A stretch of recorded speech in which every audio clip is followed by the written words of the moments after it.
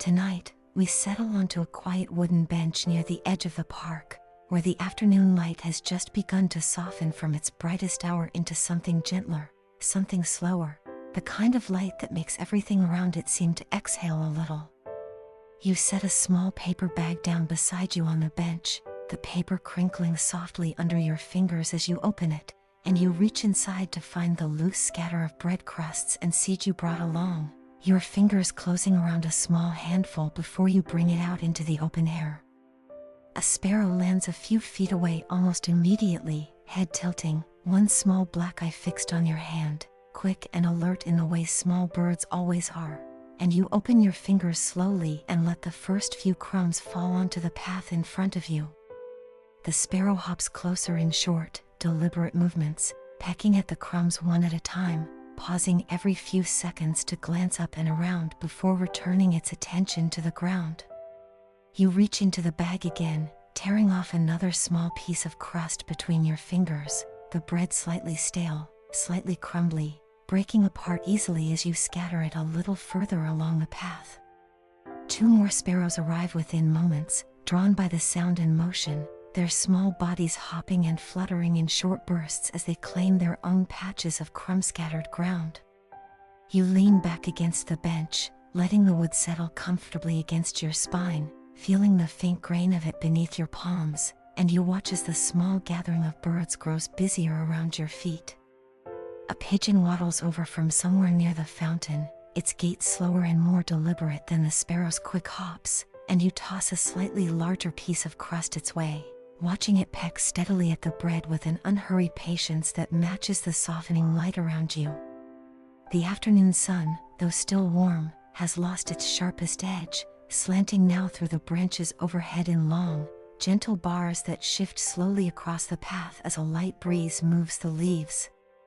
You tear another piece from a loaf in your lap, rolling it lightly between your fingers before letting it fall, and you notice how the birds have begun to form their own small, unspoken order around you, the sparrows quick and darting near your feet, the pigeon steady and patient a little further out, a lone dove watching from the low branch of a nearby tree, waiting for its moment to descend. You scatter a small handful in its direction, and after a moment it drops down in a soft flutter of wings, landing lightly on the path before beginning its own slow, careful search among the crumbs. The bench beneath you has grown warm from the sun, though you can feel the faintest coolness beginning to creep into the air, the first quiet sign that the afternoon is easing toward evening. Somewhere behind you, the fountain continues its steady, familiar rhythm, water rising and falling in slow arcs, and you let the sound settle into the back of your awareness the way it always does once you've been sitting here a while. A woman passes along the path with a stroller, its wheels crunching softly over the gravel, and she offers a small, easy smile as she notices the small gathering of birds around your feet before continuing on her way. You reach into the bag again, finding it lighter now, only a handful of crumbs and one last crust remaining, and you take your time with what's left, breaking it into smaller pieces and scattering them slowly, one at a time, watching each piece disappear beneath a flurry of small, quick movements. The light continues its slow shift, the gold deepening ever so slightly, the shadows beneath the trees stretching a little longer than they were when you first sat down. You notice, almost without meaning to, how much slower your own breathing has become, matched now to the unhurried rhythm of the birds and the fountain and the softening afternoon around you. A squirrel appears at the base of a nearby tree, pausing to watch the scene with quick, darting glances before deciding the pickings are worth investigating, and it moves in short bursts across the grass, tail flicking behind it, until it finds a stray piece of crust near the edge of the path.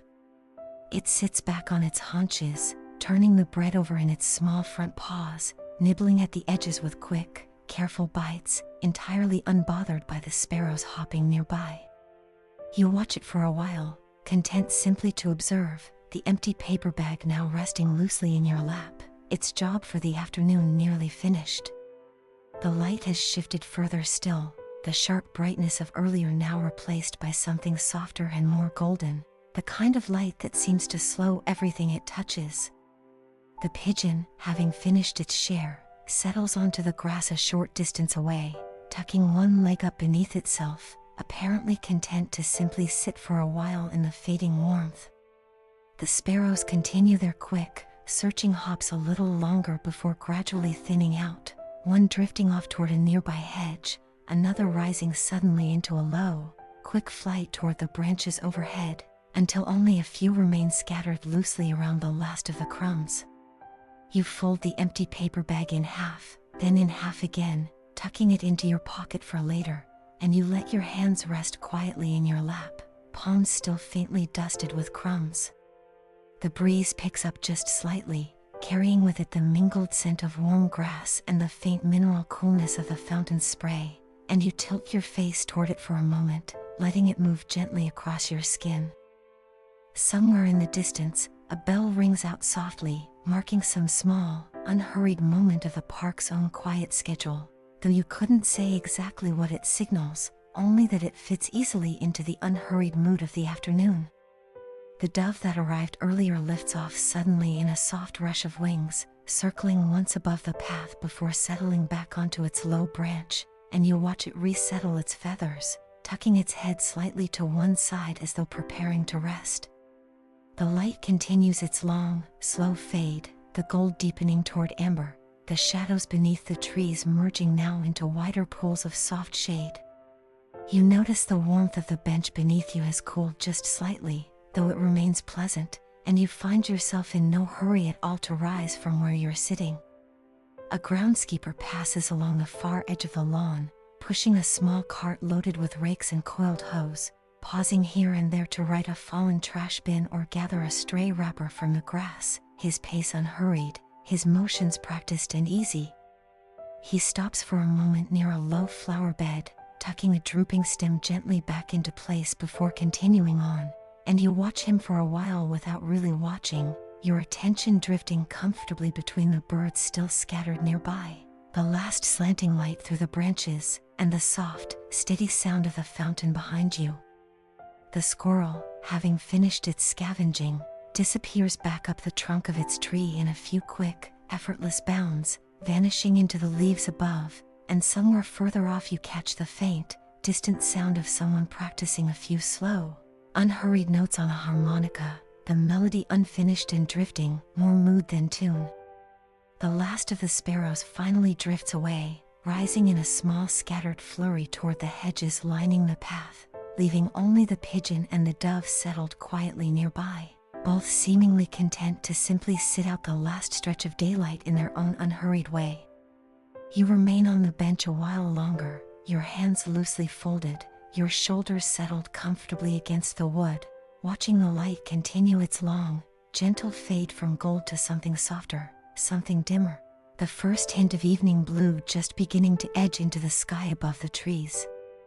Eventually you rise from the bench, brushing the last of the crumbs from your palms, and you take one final look at the quiet scene around you before turning to make your way back along the path. The pigeon barely stirs as you pass, the dove watching you go with mild, unbothered interest from its branch overhead, and the fountain continues its steady rhythm behind you, fading slowly into the distance as you walk. The light has grown dim enough now that the first lamps along the path begin to glow, one after another, small pools of warm amber settling gently over the gravel ahead of you. Your footsteps fall soft and unhurried against the path, matching the same slow rhythm the whole afternoon has settled into, and by the time you reach the park's edge, the sky above has deepened into a quiet, dusky blue, the last traces of gold retreating fully behind the trees.